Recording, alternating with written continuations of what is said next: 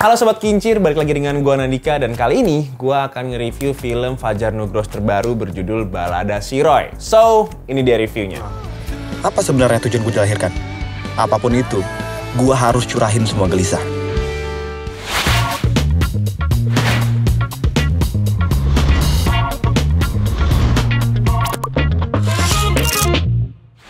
Pertama-tama di sini gue pengen kasih alasan kenapa gue nonton film ini. Jadi awalnya gue diundang premier film Balada Si Roy dan akhirnya gue nonton di jam 10 dan gue harap gue tuh bisa mendapatkan nostalgia gue sebagai laki-laki pada zaman 90-an mungkin, atau gue bisa mendapatkan experience kayak bernostalgia dengan masa remaja, dengan maskulinitas segala macam yang ada di remaja. Ternyata gue hanya menikmati film ini tuh setengah film aja. Setengahnya lagi gue jadi bingung dan gue nggak tahu film ini cerita tentang apa karena alurnya yang menurut gue cukup berantakan.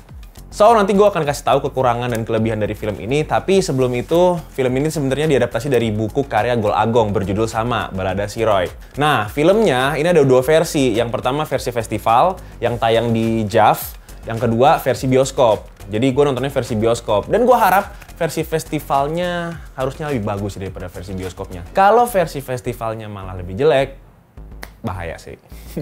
Karena menurut gue kalau udah film sekelas festival, apalagi di JAV ya, filmnya dari segi kualitas dan juga storytelling harusnya sih udah kelar semua gitu. Nah, by the way, gue agak sedikit bingung sama alur ceritanya tadi yang gue bilang ya. Tapi sebenarnya film ini tuh ditulis oleh penulis skenario yang gue idolain juga, yaitu Mas Salman Aristo. Kemungkinan besar sih film ini emang kebanyakan input atau emang banyak adegan-adegan yang dimasukin dalam satu film yang sebenarnya nggak penting menurut gue, tapi nggak dibuang gitu. Jadi menurut gue dari segi cerita banyak konflik-konflik yang harusnya tidak dialami oleh si karakter Roy, malah konfliknya dimasukin berbarengan, jadinya campur aduk alurnya. Nah, by the way, review ini juga mengandung spoiler. Jadi kalau kalian yang belum nonton langsung aja skip review ini, atau kalian yang belum nonton tapi pengen lihat reviewnya duluan, so monggo langsung aja lihat review ini sampai habis. Jadi gue hitung sampai 3 ya. 1, 2, 3. Oke, ini dia reviewnya. Jadi singkatnya, Balada Si Roy bercerita tentang seorang anak muda laki-laki bernama Roy yang baru pindah dari Bandung ke Serang dan dia mencari jati dirinya di sana. Tapi segala macam konflik dan masalah ternyata timbul di Serang dan jadinya Serang merupakan sebuah kota yang harus ditaklukkan sama Roy gitu. Nah, karena dia pindah rumah dari Bandung ke Serang, dia juga harus menemukan sekolah di mana dia harus belajar. Nah, opening dibuka ketika pertama kali Roy masuk sekolah di Serang. Roy berjalan dengan sepeda dan dia membawa anjingnya yang bernama Joe, di mana anjingnya itu adalah sahabat karibnya si karakter Roy ini. Nah, ketika dia masuk sekolah, melewati gerbang, dia langsung menjadi sorotan utama siswa-siswi di sana. Karena dengan rambut gondrong, maco, ganteng, Roy menjadi sorotan utama, termasuk sosok Ani yang diperankan oleh Feby Rastanti. Dia juga tiba-tiba naksir sama Roy karena terkesima dengan kegantengan dan juga kemacoannya karakter Roy ini. By the way, karakter Roy ini diperankan oleh Abizar Al-Ghifari, anak dari almarhum Ustadz Jeffrey. Yang mana menurut gua ini adalah keputusan tepat untuk memilih Abizar Al-Ghifari sebagai karakter Roy karena udah emang melekat banget jadi karakter Roy dan keren banget dia actingnya di situ. Nah, nextnya karakter Roy ini jatuh cintalah ke seorang Ani yang diperankan oleh Feby Rastanti tadi. Nah, di mana Ani ini adalah gebetan dari karakter Duloh. Nah, yang di mana si Duloh ini yang diperankan oleh Biowan adalah ketua dari geng Borsalino. Geng yang di sekolah itu sangat ditakutin dan juga orang tua dari Duloh ini adalah salah satu orang terpenting di Serang. Nah, menurut gua agak cringe karena setelah dia ada konflik sama Duloh dan dia ngegebet Ani, dia langsung punya pelarian ke Dewi yang diperankan oleh si Tamarino. Yang dimana itu gombalannya menurut gua agak sedikit cringe ya, karena ada Dewi Langit lah, terus ada panggilan semoga mimpimu indah lah, segala macam, pokoknya kata-kata quotes yang menurut gua agak terlalu cringe gitu kalau keluar dari mulut si Roy. Nah, kalau hal yang gue suka dari Balada Si Roy, menurut gue adalah acting dari para cast-nya. Di sini gue suka banget Duloh sebagai antagonis yang bener-bener berkarakter, cocok banget. Ini bener-bener casting yang paling tepat menurut gue untuk jadi antagonis, yaitu Biowan itu sendiri. Dan yang kedua, Abizar Al-Ghifari dengan film road movie kayak gini. Karakter yang ada di bukunya seakan-akan udah berimajinasi gue kalau si Abizar yang meranin tuh bakal cocok banget. Dan ternyata emang cocok. Abizar Al-Ghifari menurut gue sukses untuk memerankan karakter Roy di film ini. Dan yang ketiga, gue suka banget acting actingnya si Tamarino sebagai Dewi. Walaupun dia agak sedikit di catcalling ya sama karakter Roy ini, tapi si Tamarino tetap jadi cewek yang tomboy, tetap jadi cewek yang teguh dengan pendiriannya dan tidak memikirkan gombalan-gombalan Roy di situ. Dan ketika mabuk juga Roy kan sempat godain Dewi di situ tuh, actingnya si Tamarino tuh keren banget. Karena di sini menurut gua karakter Dewi adalah salah satu karakter yang bisa mengubah pola pikir Roy itu sendiri ya. Jadi karakternya kuat, bisa mengubah pola hidup Roy dan bisa mengubah mindset Roy, itu cuma Dewi doang yang bisa. Tapi by the way, ini di luar konteks film mungkin bisa di remind lagi kalau catcalling itu sebenarnya nggak baik ya guys. Bukan hal yang patut dicontoh, apalagi sebagai laki-laki yang keren gitu. Jadi gue sebagai laki-laki menentang sekali adanya catcalling. Nextnya yang gue suka juga ada satu adegan di mana tiba-tiba Balada Si Roy ini jadi film horor. Bukan kesukaan gue terhadap pergantian genre tersebut tiba-tiba langsung horor gitu karena si Roy-nya disantet. Bukan itu. Tapi sinematografinya pas lagi film horor itu loh, Mas Fajar Nugros, itu yang gue tunggu-tunggu karena di situ emang kelihatan banget dari segi directing, pemilihan shotnya dan warnanya di situ. Gue kayak nonton film Inang Mas gitu.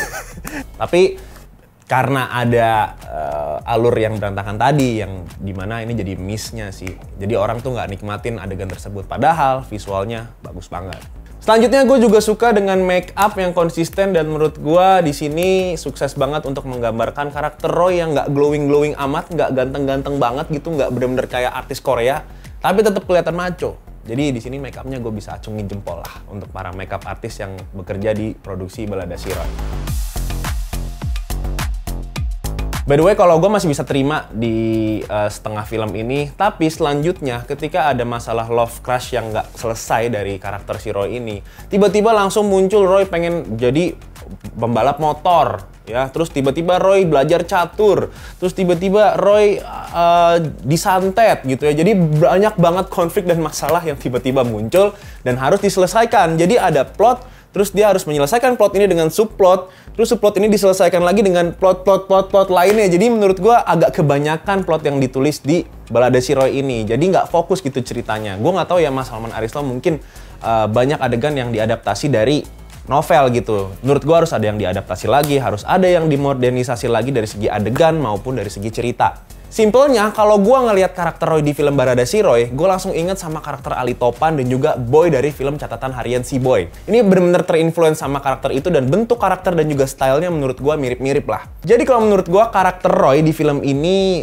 punya kuasa yang bebas untuk menggerakkan sebuah cerita atau sebuah plot. Jadi semua plot yang diciptakan oleh Roy adalah dari Roy sendiri. Konflik yang diciptakan oleh Roy adalah dari Roy sendiri. Jadi di sini kita akan melihat perjalanan Roy menaklukkan kota Serang dan juga tujuan dia yaitu mencari jati dirinya dia sendiri gitu. Jadi semua plot-plot yang di sini adalah perbuatan Roy sendiri. Jadi intinya film ini adalah film road movie yang menurut gua kurang sukses untuk menceritakan bagaimana struggle-nya seorang Roy untuk menaklukkan kota Serang. Dan menurut gua selain alurnya yang berantakan, di sini juga latar belakang dari keluarga Roy yang kurang diekspos.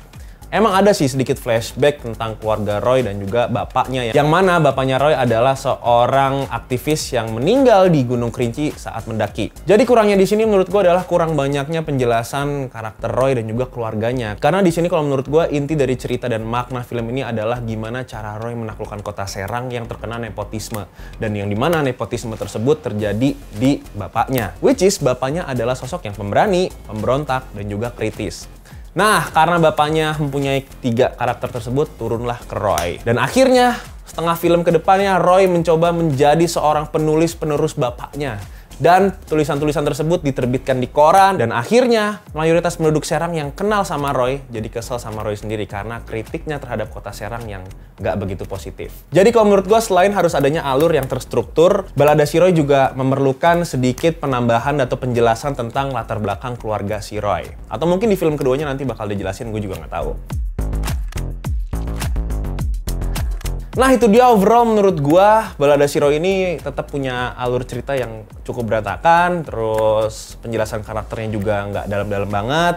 Dan ini sebagai film yang bertemakan school life dan juga nantinya akan masuk ke road movie, harus banyak PR lagi yang bisa dieksplor di sini. Harus nguatin story-nya dulu, karakter Roy yang udah kuat harus latar belakangnya dijelasin ke penonton, keluarga Roy juga. Karena menurut gue 3 hal ini tuh dalam film Balada si Roy ini salah satu hal yang paling penting lah.